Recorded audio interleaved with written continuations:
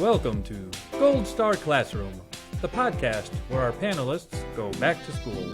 We'll grade them on their answers to a variety of general knowledge and trivia questions. They don't know what we're going to ask, and we don't know what they're going to say. The student with the highest grade at the end of the class will win the coveted classroom prize, the Golden Banana.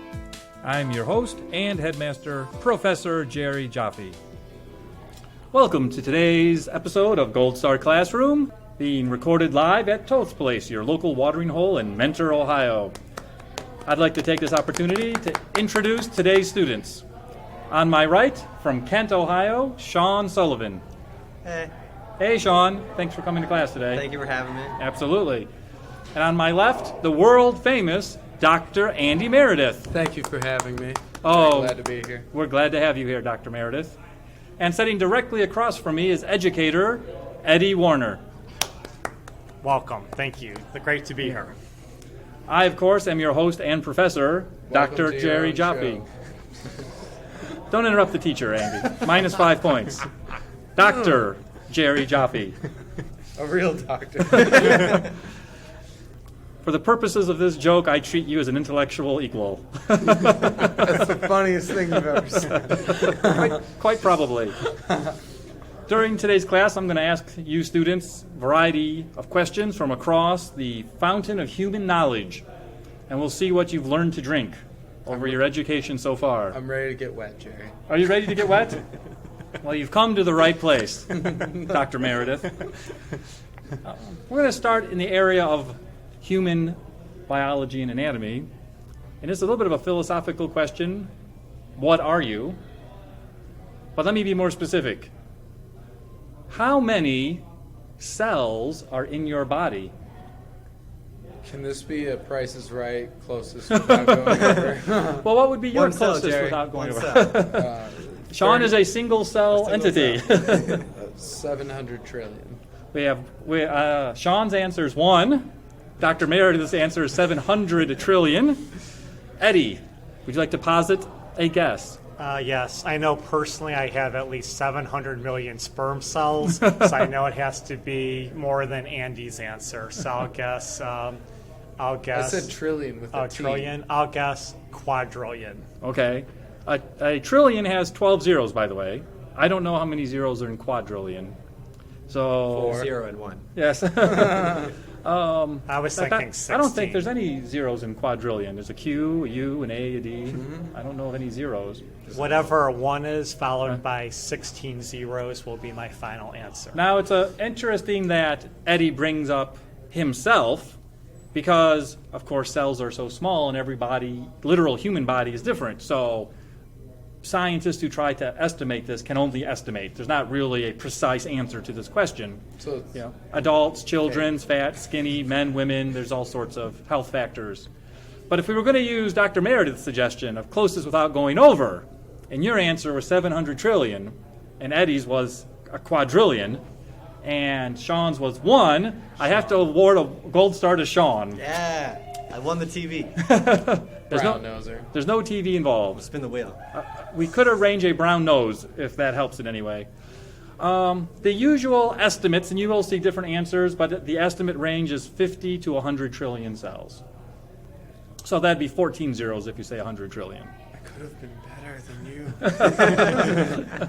you. But now we can get even more esoteric. How many atoms are there inside of you? And if to give you a hint, an atom is a lot smaller than a cell. Oh. So the number's a lot bigger. I thought you meant like atoms, like dudes. Like how many dudes? How many atoms or Eves? Yeah. Holes. Sounds like a Jeffrey Dahmer question now. Quite I have possibly. 3 Adams and 1 Steve and a little bit Another of... world famous Ohioan. I'm right up there with Jeffrey Dahmer, apparently. That's nice. I'm going to go with 700 trillion. I'll make it closer. Any thoughts? 700 trillion? We're not doing prices right. We're just doing whoever's closest. Eddie, you've raised your hand. What would be your estimate for how many atoms are in your body? I would like Sean to go next, and my answer will be one more than Sean's final answer. Said we're not doing prices right. I decide how this is graded. I will go into exponential notation. Okay. I'll go like 10 to the 70th power. I was told there would be no math. What were the bids, Jerry? The bids so far are 10 to the 70th power and 700 trillion. 700 trillion and one. If we go with the Price is Right model of estimating numbers, Sean is again correct. Your number, Andy, Dr. Meredith being too small, and your number, Eddie, being too large. I'm more impressed that Okay. you know how much 10 to the 70th is. Well, it's a 1 with 70 zeros after it. That's what that means? Yes, that is what that means. Like, Someone learned something on this show. as the genie said about Aladdin, he can be taught. Again, we're talking about estimating very large numbers.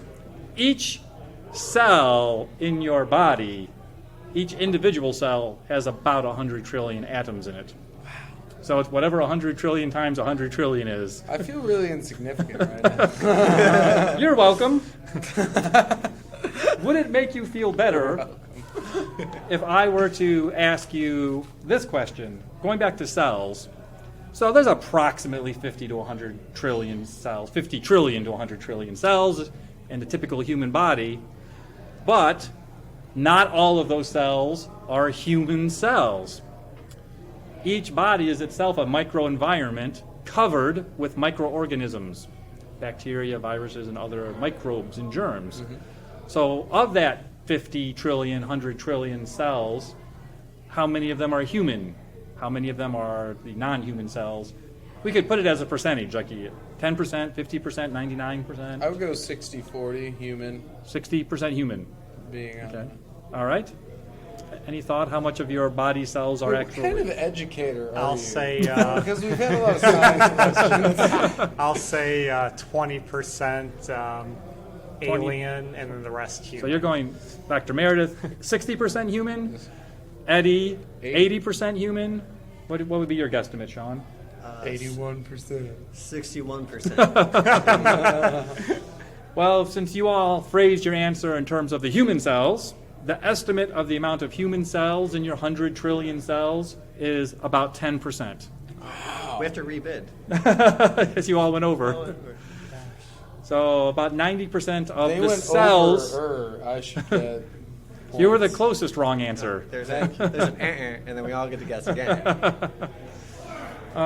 Jerry, you're creeping me out. 90% of us is bacteria and Viruses viral. and other microorganisms. The most common is a primitive cell called an archaea cell or archaea cell. An archaea cell is considered primitive because it has no nucleus. So back billions of years ago, that was an early cell form. And that's a large percentage of the cells. I don't have the exact number on that, but maybe a third or a half of your microbes are these primitive cells. Of course, some of these microorganisms are kind of famous. For example, the bacteria in your stomach helps you digest. You wouldn't be able to digest food without the bacteria. So there's a fancy word for that when two organisms coexist and keep each other alive. 5 points for Dr. Meredith. Symbiotic. It regains you because you're I'm negative 5 gonna earlier. get sick.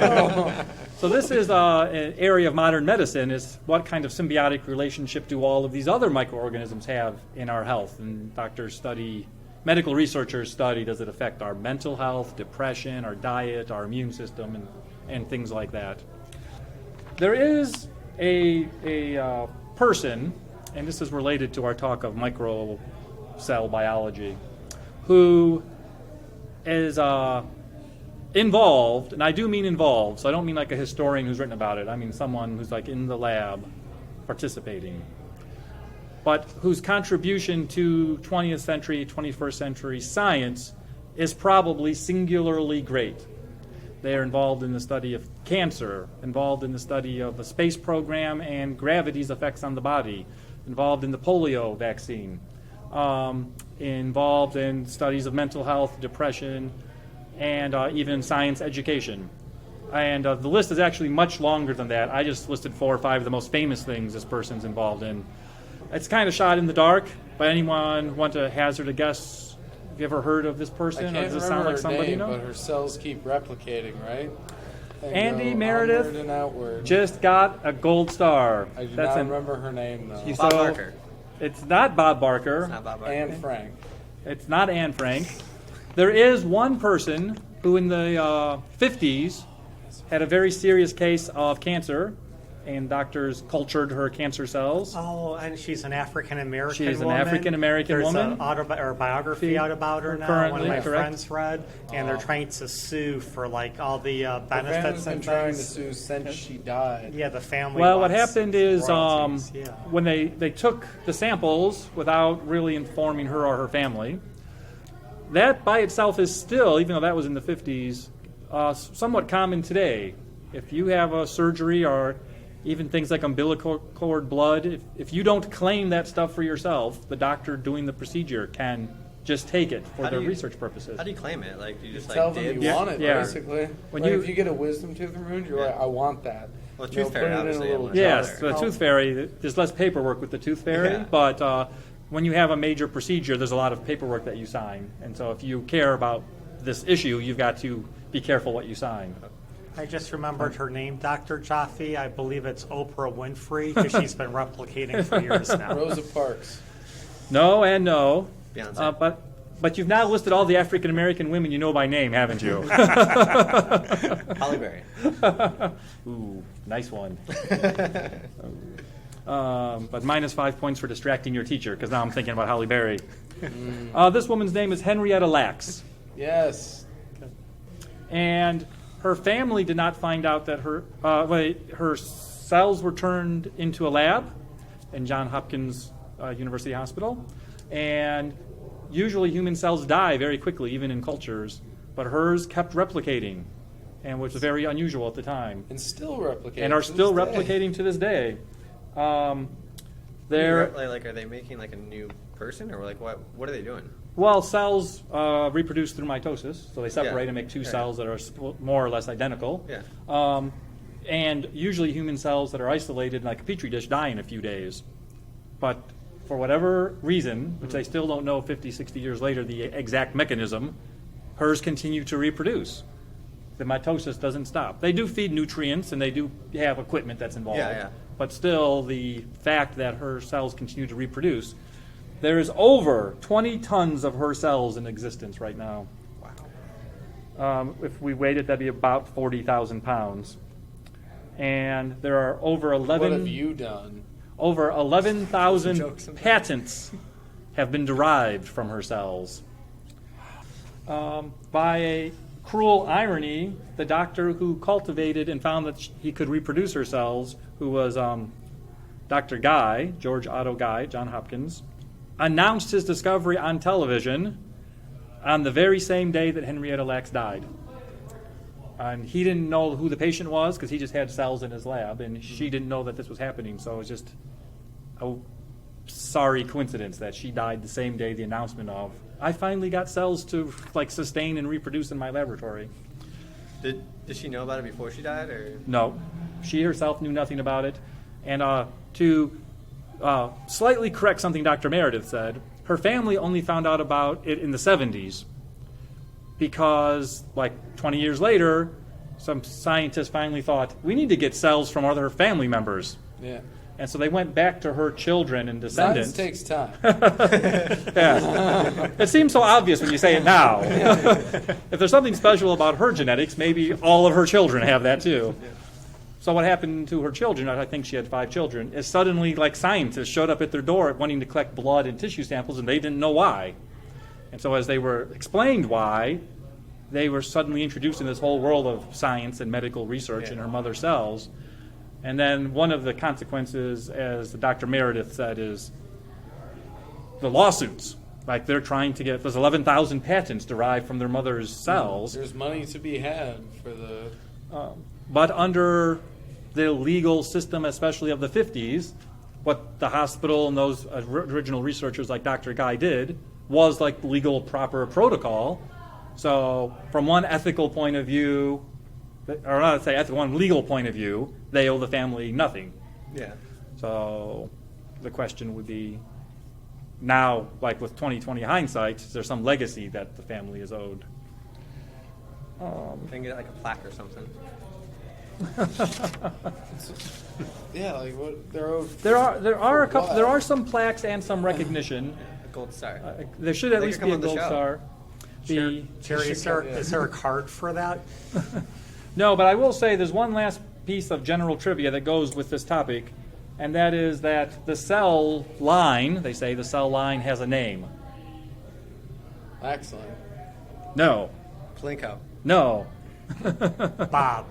No. Nor is it Eddie. That was my next guess. I know. Eddie is always somebody's next guess. Nobody ever guesses Eddie first. Hela. Story. Her first two letters, Henrietta Lacks, H-E-L-A, Hela. And so there's high school and college biology students right now doing experiments with petri dishes or test tubes labeled Hela, who don't know that that is Henrietta Lacks' legacy. Wow, That's crazy. Yes. add It it is to the great. list of things high school kids don't know. An ever-expanding list. They say at this point information doubles every couple of days, and the amount of information known by high school students doubles every couple of days. All right, well, that ends your quiz on human cell biology. Did we usually clap after every test? Or? I don't know. Just be spontaneous, I guess. You may not want to clap after you hear your provisionary grades, which Dr. Meredith does have the highest F in class. But if anybody'd like to have a grade higher than F, you'll need to do better on this next topic. Plus. And for the next few minutes, we'll turn our attention to the world of the theater. Who My knows? strength. Oh, Dr. Meredith is ready to shine. We can see your cells glowing from here. I'm dividing for you, Jerry. That's why I refer to Andy as my ptosis.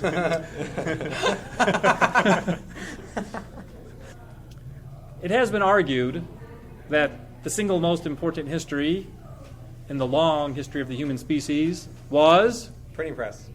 printing press is on the list. Eddie, single most important invention in human history. I will say the inflatable doll. The inflatable doll. Soap. Soap is a good one. Two of those three answers are probably on the list. I'm not sure the year that the inflatable doll was invented, but I will say you can find dildos through all of human history. So sexual toys and sexual aids. Fat girls have needed love throughout the annals of time. However, and of course this is a debatable point, but the right answer is agriculture. My VCD class begs to differ. It's a printing press. Jerry, if it's not too late, I would like to change my answer from inflatables to agriculture. It is too late. The printing press is a good answer, and it might be the answer if we phrase the question the most important history invention in sort of modern history or in this sort of civilization, something like that. But in order to have civilization, you must have agriculture first. Yeah. Before agriculture, humans are hunter-gatherers in small familiar bands. But then they have books on agriculture. That's right. So And they can use a movable printing press But to make books they about did agriculture. the agriculture before books. but if people got better after they had books. Interestingly, you mentioned before, the word before, approximately, again, there's not a zero exact answer to this, but we have a good estimate. When was agriculture, quote unquote, invented? 1776, America. Before 1776, there is no history. I'll say 10,000 BC. We have two very different It answers. sounded like you were talking about like it was around the printing press. Printing press, I think, was in 1495. 1400s. I don't have an exact Okay. number in front of me, so we can fact check that Viewers later. at home can look it up. Yes, Listeners, please at do. home. Viewers at your screen. So I'm gonna go 1494. The interesting thing, there's something interesting about your answer, Sean. I mean, it is wrong. But the interesting thing That's about very your, interesting. about your answer is that sometimes people conversationally will use the word farming. But farming is not precisely the same thing as agriculture. Because farming is more of a business concept. farming is agriculture turned into the feudal model in which the sort of plantations and farms in the sense that we think of them It's Kansas. happen. More like Kansas, for example. But the early invention of domesticating animals and plants for human consumption goes back about 10,000 years. So Eddie was close in the estimate there. For which you can have a gold star for a change. Touch me.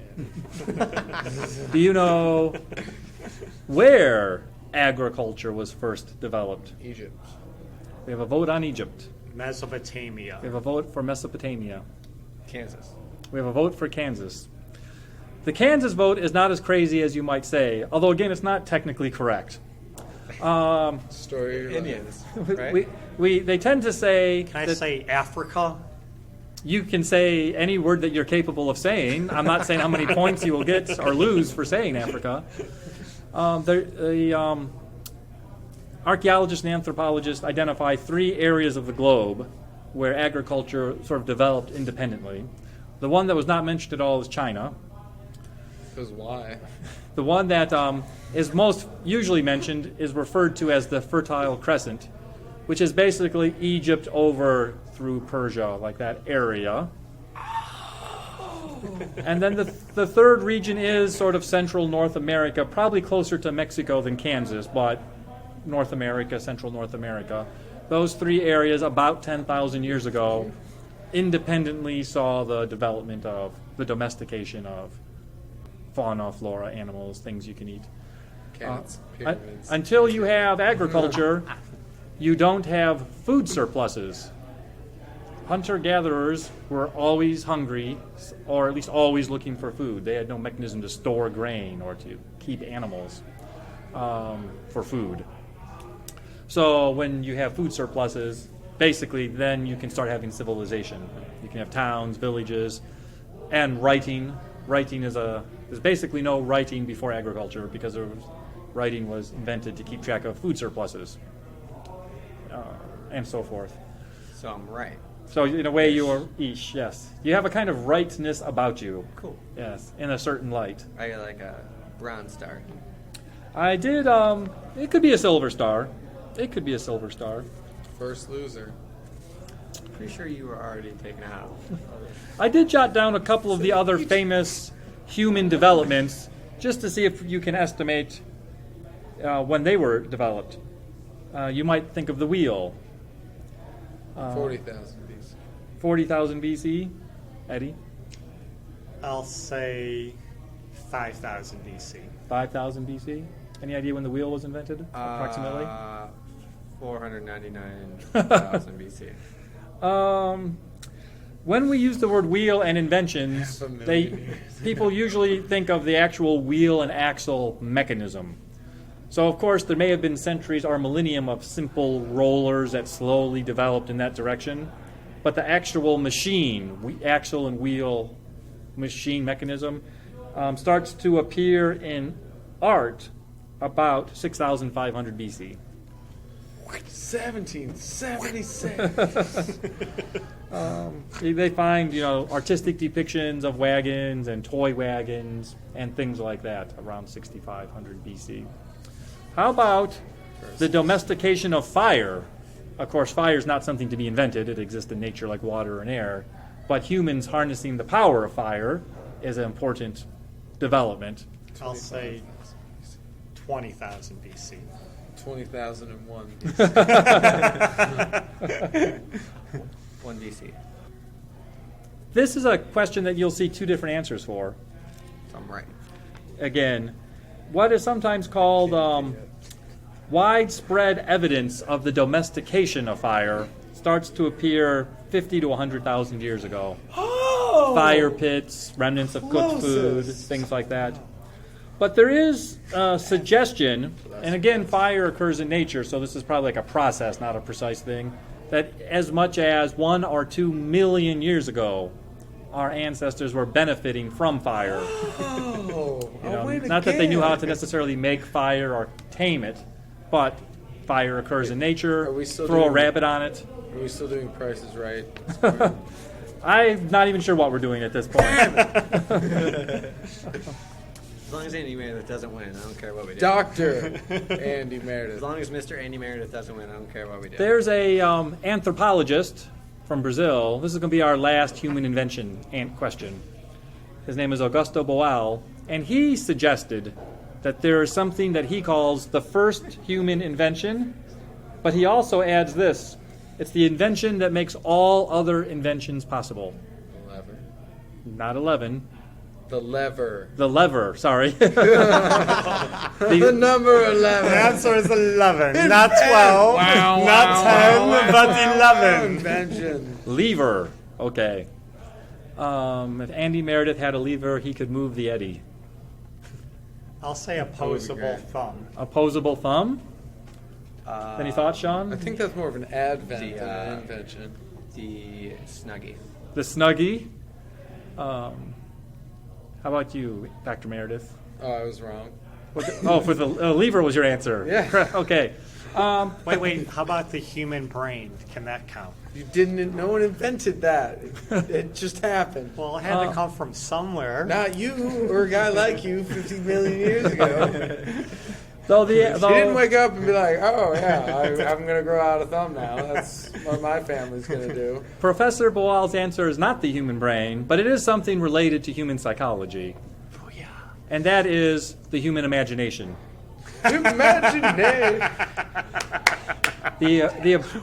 And he is a little more specific. I think the lever was closer than what you said because someone fucking imagined it. Well, imagine the lever. The thing about imagining the lever is you see a stick or a pole, and you imagine, oh, I could jam that under a boulder and seesaw it out of there. So that ability to imagine what to do with the stick to create the lever. And he does use a phrase which I'll love and you'll mock me for. He actually says it's the theatrical imagination. Well, I mean, So he doesn't use They see imagination the in the action. general. Yes, Yeah. to see yourself in a Yeah. fictitious environment actioning the world. like looking at a blanket and like punching arms holes. Correct. Yes, that's the theatrical imagination. There would be no Snuggie without the theatrical imagination. But the imagination is housed where? In the human brain. You're still wrong. Indeed, though many animals have brains. But they don't have snuggies. They do have imagination. All right, Can you Andy literate get students, this minus is 5 going to points be... for singing? We're just going to edit that out later anyway, so there's no point in referring to it. The last week of September is designated by the American Library Association Banned Book Week. So I have a few questions related to Banned Book Week and banned books. These are primarily statistics or titles provided by the American Library Association's website, if you'd like to look into some of this yourself. The first thing that you would probably be interested in is, do people still try to ban books? All the time. Yes. Absolutely. Indeed. Between 1995 and 2008, the American Library Association reports that there are over 7,000 attempts to ban books. How many of them were successful? And they do also add that that's only what's been reported to them, so they assume that the actual number is much higher than that. They use two phrases on their website, challenged books and banned books. So this number, 7,000 plus, refers to challenges. The number of successful bans is a small percentage, although I don't have that precise number in front of me, but it's probably like less than 10% as an approximate number. What do you suppose is the number one complaint to a challenge or attempt to ban a book? Sex or bad language. Eddie? I'll say something that goes against religion, like evolution or something that religious people are threatened by. Science. All those things are on the list. Dr. Meredith, by saying sex, it has the correct answer. A gold star for you, Dr. Meredith. 44, No one's getting points. 44% of the complaints were complaints about sexual content, and 24% were complaints about language. So you had 68% of it. Damn, I wish I came up with that answer.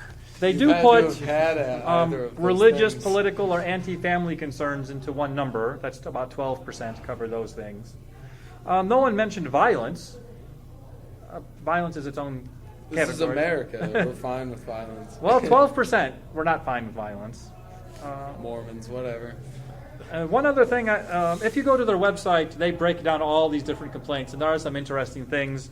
I don't want to get into every controversy, but I will say over a 20-year period, they had over 1,000 challenges based on books containing occult matter. Witchcraft. Harry Potter. I don't And the like copycat kids books. reading, period, let alone about this wizard stuff. I have here, just the 21st century, so this is the past 10, 12 years, who are the 5 most commonly challenged authors? The J.K. Rowling. J.K. Rowling, point for Sean. I got a point, not a star. Oh, Salman Rushdie, the Satanic Verses guy. He's not in the top 5. The guy. Whoever wrote Again, To if you Kill go to a the Mockingbird, website, they have a list of many more. the Bible, so Jesus. They do have a separate category on their website that documents challenges to classic books. Dan Brown. No, not in the top 5. Really? Neither of them? Nope. J.K. Rowling's the only one you got so far. There's only one classic, who would be considered a classic author on this list of 5. Jane Austen? No. Can you give us a clue? I thought that was a clue. Whoever wrote Chicken Noodle Soup for the Soul. No, but I got something that you'll like in a minute that's related to that. Okay. I will give you a clue. This classic author is challenged because of his continuous use of the N-word, Whoever wrote Huck Finn. Yeah. which is, It's been a while. come on, only the most famous writer of the 19th century in America. J.K. Rowling. Jesus. J.K. Rowling, Jesus.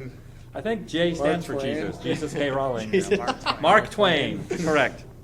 My mom would shoot me if I didn't know that. She's an English teacher. Oh. Well, you've taught your son well. 3 more, any guesses? At least 2 of these, I think you probably know all 3, but 2 of them are very popular writers. One of them may be sitting at the table with us right now, or his doppelganger. Stephen King. Stephen King. Stephen King Oh, is in the top yeah. 5 most challenged authors of the 21st century. So how many points do I get? Shouting out to your mother and your doppelganger in the same sentence. That's great. Neither of them are going to the... Judy Blume and Toni Morrison are the other 2.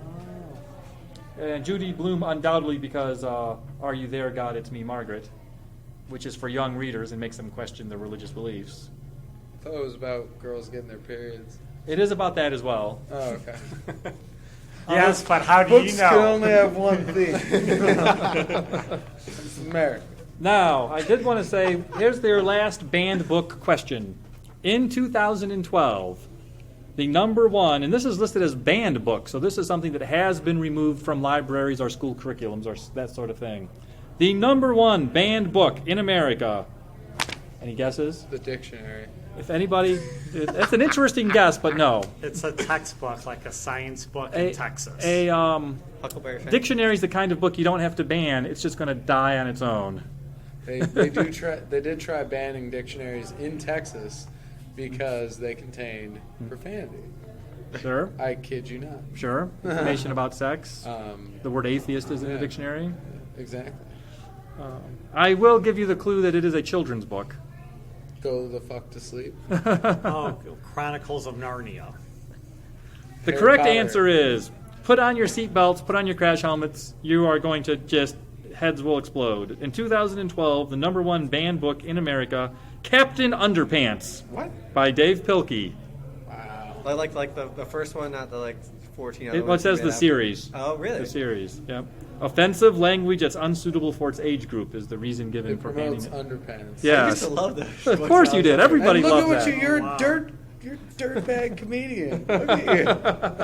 That was like a giant. He is a comic book. well-dressed comedian. In fact, I'm going to give you 5 self-esteem points to make up for Andy harassing you. I'm not All gonna right. win this one. Well, that is the end of today's class. I will take a moment and calculate the final grades to determine who will be the winner of the coveted classroom prize, the golden banana. Don't tap on the table.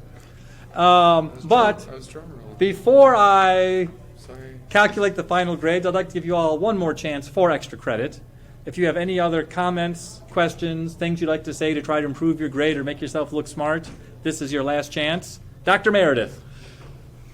I was going to tell you all about which breed of African swallow was the fastest, but I've forgotten. I researched it special for this day, and I forgot. You get exactly 0 bonus points for that comment. Keeping the trend going. Eddie the Educator Warner, educate us. Yes, I would like to share. Thank you, Dr. Meredith. I would like to share that dogs were domesticated from wolves 15,000 BC. That sounded a lot like a guess to me. And I don't have that statistic in front of me, so I won't correct it, although I suspect it's longer ago than that. But I do know this interesting fact related to your suggestion, and that is that all dogs are domesticated from wolves, no matter what the breed, and no other wild canine has yet to be properly domesticated, although some are brought into homes, like foxes, for example, but actually domesticated like dogs are, no other wild canine has yet to be fully domesticated. Now we have a summer project. The domestication of foxes will probably be a topic in Season 2 of Gold Star Classroom because it's a very interesting science evolution topic. Sean Sullivan, please say something to elevate this whole endeavor of ours. We need it. The Price is Right game, the check game, was played for the first time in four years in 2013. Did you just make that up? No, they haven't played the check game in like years, and they just brought it back for the first time. Drew Carey tweeted about it. I follow Drew Carey on Twitter. I Twitter. I would like to point out that Drew Carey is in no way a sponsor of this show. Oh no. Although if Sorry. one wishes to follow him on Twitter, that can certainly be a personal choice in a free democracy. As of now, I do not.